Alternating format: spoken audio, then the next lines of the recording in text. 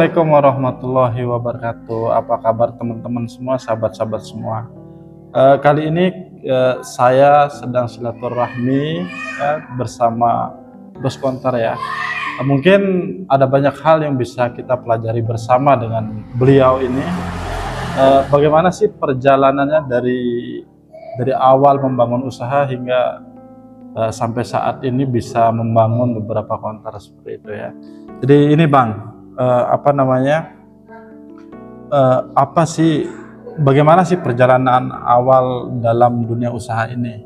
Nah, ini mungkin bisa jadi referensi buat teman-teman, khususnya teman-teman yang muda untuk dijadikan suatu motivasi.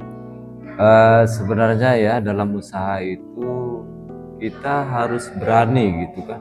Keberanian itu harus ada. Soalnya apapun bisnis itu kalau nggak ada keberanian itu nggak bisa jalan gitu.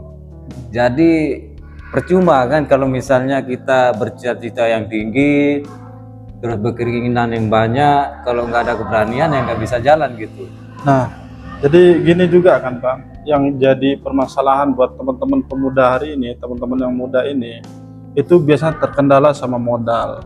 Kan untuk memulai suatu usaha itu biasanya kita butuh modal. Nah, bagaimana itu Abang melakukan ketika misalkan ingin usaha tapi nggak ada modal?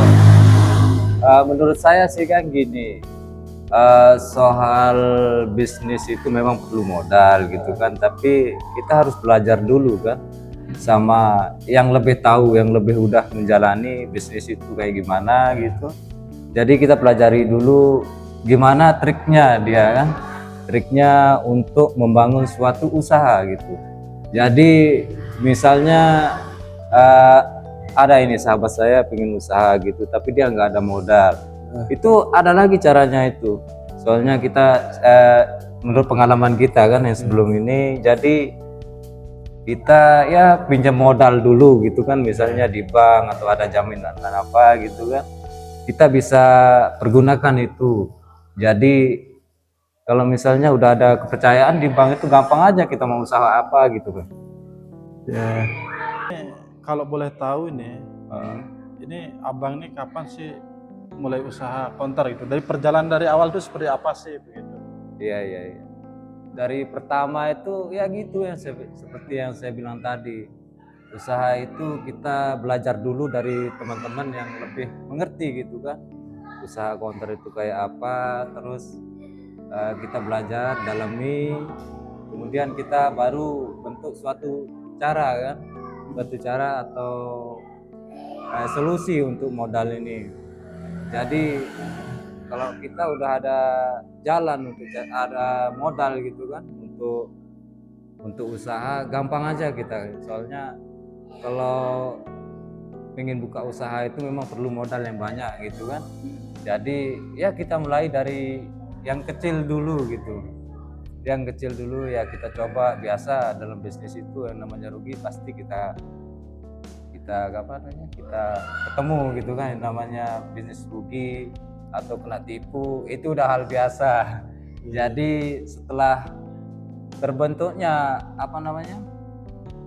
suatu usaha, modal itu akan menyusul nantinya, menyusul gitu, jalannya itu pasti ada gitu kan untuk usaha itu. Misalnya sekarang kita buka konter kecil gitu kan, suatu saat kita akan dapat kepercayaan misalnya dari pihak bank atau gimana gitu. Setelah usahanya kita jalani, pasti nanti dia akan kasih modal buat kita gitu. Oke. Jadi pasti ketika Abang waktu pertama kali buka usaha konter ini banyak pilihan usaha. Yeah. Nah, apa alasan Abang itu pilih usaha konter ini? Gitu alasannya.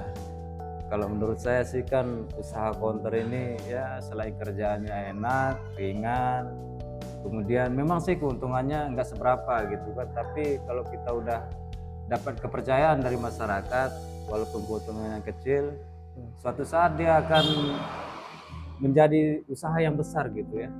Karena begini Bang, maksudnya kan ada beberapa opsi usaha ini, misalkan seperti sembako atau usaha-usaha yang lain. Nah, Iya. Abang kan hari ini terjun di dunia perkonteran. Jadi alasan utamanya apa dan kenapa tidak memilih usaha yang lain seperti itu? resiko kerugian itu minim gitu kalau menurut saya sih ya. Resiko kerugian itu sangat minim, soalnya nggak ada jarang gitu barang yang basi gitu kan. Iya. Ya. Nggak seperti jajan-jajan gitu Iya ya. benar. Kalau jajan kan ada masa berlakunya sekian Expirednya. expirednya ada gitu. Targetnya berarti Iya. kita harus punya target sampai Iya betul. bulan sekian harus laku, kalau enggak jajannya expired seperti itu Nah ya. kayak gitu lah. Kan kalau counter kan beda ya. Kalau counter itu kan dia kalau misalnya kita ada saldo gitu kan. Kalau misalnya saldo itu kan nggak bisa kepake atau nggak kejual kan bisa kita pakai buat yang lain. Banyak kegunaannya gitu. Iya. Jadi mungkin di dalam perjalanan usaha ini tentu nggak semua enak yang dialami selama Iya, ini kan. betul. Pasti ada jatuh bangun. Nah, saya melihat teman-teman yang melakukan usaha apapun itu, karena kebetulan saya juga bergaul dengan beberapa teman-teman yang melakukan usaha di bidang yang lain juga. Nah, artinya mereka punya titik terendah, ada senang, ada tidak senangnya juga. Itu kira-kira abang tuh titik terendahnya pasti ada gitu kan. Nah, Iya. dalam artian begini, di satu titik mungkin abang ngerasa bahwa usaha ini melelahkan, capek, ternyata saya gagal. Mungkin pernah berpikir seperti itu atau gimana? Kalau saya sih gini ya, kita dalam usaha itu ikut perkembangan gitu kan, ikut kebutuhan. Contohnya dulu kan orang jual pulsa aja kan, Ya, ya. sekarang udah zamannya beda, orang udah pakai kuota, jadi kita harus ikut perkembangan. Jadi kita untuk mengalami kerugian yang atau gimana gitu, titik jenuh atau bosan gitu kan, dan usaha yang gitu-gitu aja itu sebenarnya dia nggak ikut perubahan gitu kan. Soalnya dari segi kebutuhan hidup ini kan beda-beda, dia dari zaman ke zaman itu beda lagi gitu. Jadi kita ikut aja harusnya gitu kan. Berarti di dalam dunia usaha itu kita tidak boleh berhenti pada satu titik, harus Ya, tetap belajar, betul. upgrade diri gitu kan. Harus upgrade diri. Soalnya kalau kita kan ikut cara yang dulu kan kita pakai dari sekarang kan beda gitu Iya, kan. Kebutuhan anak-anak ini beda, kebutuhan masyarakat itu beda lagi gitu. Nah, dalam selama ini abang melakukan usaha konter, pernah enggak ditipu sama orang atau pelanggan dan sebagainya itu? Oh ya sering. Sering sekali. Kalau yang namanya ditipu itu kan usaha apapun memang itu kan, memang itu sahabat dia. Kalau masalah ditipu usaha apapun pasti orang pernah kena tipu gitu kan. Tapi kita nggak boleh nggak boleh fokus ke situ kan. Iya, iya. Nggak boleh merasa terpuruk karena ditipu itu, nggak kayak gitu, nggak boleh kayak gitu. Usaha harus terus semangat. Jadi di satu sisi kita ditipu itu pasti ada jalan keluarnya gitu kan. Misalnya kita ditipu sekarang jual kuota gitu, mungkin besok atau nantinya ada lagi keuntungan kita dari jual kartu atau barang-barang yang lain. Jadi nggak usah fokus ke tempat yang kita ditipu itu gitu kan. Kalau menurut saya sih gitu. Misalnya kita ditipu jual kuota, terus hilang semangatnya kan. Jadi berapa banyak kerugiannya nanti itu. Jadi di dalam dunia usaha itu pasti kita pernah ditipu biasa. Iya rata-rata pasti. ya. Termasuk saya mungkin teman-teman, karena saya juga pelaku usaha yang sama kebetulannya. Dari diutang pelanggan, tidak dibayar itu ada saja. Cuma memang kita ini sebagai pemilik usaha itu harus punya PR ya untuk mengupgrading diri, bagaimana caranya agar pola itu tidak berulang kembali. Dalam artian kalau kita ditipu, nah bagaimana kita untuk mengantisipasi agar kita tidak ditipu dengan membuat satu sistem, mungkin begitu Bang ya. Iya benar sekali. Ini sudah berapa tahun Abang buat usaha konter ini? Saya sih belum terlalu lama sih, mungkin sekitaran 5 tahunan ya. Tapi memang saya belajar betul-betul kan dari segi usaha itu kayak apa, saya dalami betul-betul. Nah, selama 5 tahun ini kan, saya kembali lagi nih ingin mempertanyakan tentang suka duka itu. Cobaan apa saja yang paling dikenang itu, yang paling pahit dirasa di dalam melakukan usaha selama ini? Yang paling pahit sih sebenarnya ya mungkin waktu pertama kali kita usaha gitu kan, kita baru buka itu memang sih hal biasa kan. Disitulah kita diuji sebenarnya. Ya ujiannya itu macam-macam, keadaannya sepi, kadang-kadang nggak sesuai dari penghasilan, ya memang itu memang resiko usaha kan. Tapi setelah itu kan kalau kita memang mampu bertahan, mampu kita kelola dengan baik, insya Allah akan ketemu yang enaknya aja lah nanti untuk seterusnya gitu. Jadi memang ada fase-fase kita Iya, pahit dan betul.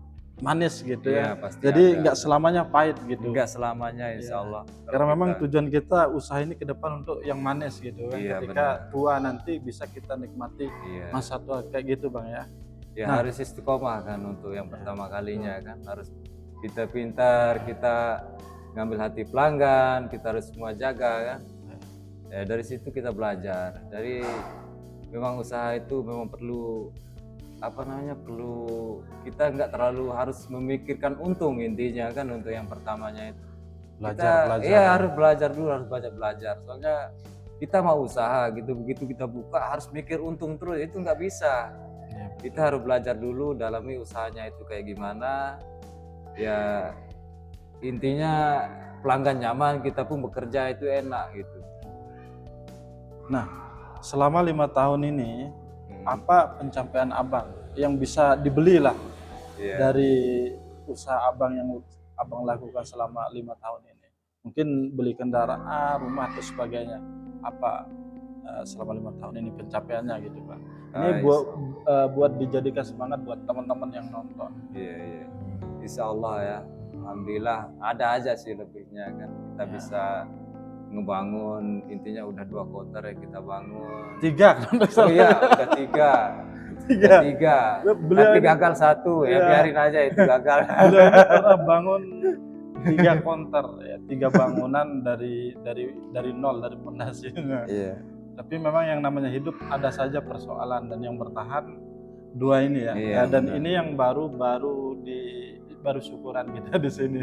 Termasuk malam hari ini sebenarnya kita datang syukuran tapi sambilan konten gitu. Ya Iya. karena mungkin kita bisa dapat ilmunya gitu ya, karena setiap orang itu adalah guru, setiap tempat itu adalah sekolah, itu prinsipnya. Jadi memang sebagai manusia memang kita dianjurkan untuk tetap menambah ilmu kita, tetap sampai mati ya.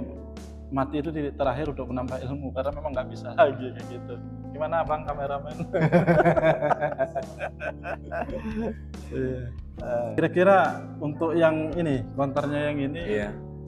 mau dipindahkan yang toko awalnya ke sini atau gimana? Atau di toko awalnya itu mau dibangun usaha lain atau seperti apa? Ya rencananya sih kita mungkin kan ini tempatnya lebih luas kan. Jadi counter itu akan kita pindahkan ke sini, terus kita kembangkan di sini. Kebetulan di sana itu kita ada usaha baru nantinya akan kita bentuk, kita pelajari juga gitu. Ya. Jadi ada 2 toko seperti yang saya bilang tadi. Di sebelah sana itu ada toko, dan di sini toko baru, tapi di sini akan fokus sama konter banyak. Iya, betul. Nah, di sana mungkin ibu negara yang akan mengelolanya, mungkin usaha yang lain seperti itu. Nah, kira-kira ini terakhir ini ya. Iya. Mungkin ada pesan-pesan yang bisa disampaikan buat teman-teman yang sedang berjuang, yang sedang putus asa. Karena yang namanya usaha ini Bang, itu cukup melelahkan. Iya. Apalagi kita modalnya hanya keinginan, Iya. tapi mau melakukan itu kan agak sakit dan melelahkan. Nah, mungkin ada sepatah 2 patah motivasi mungkin bisa diberikan buat teman-teman yang menonton saat ini.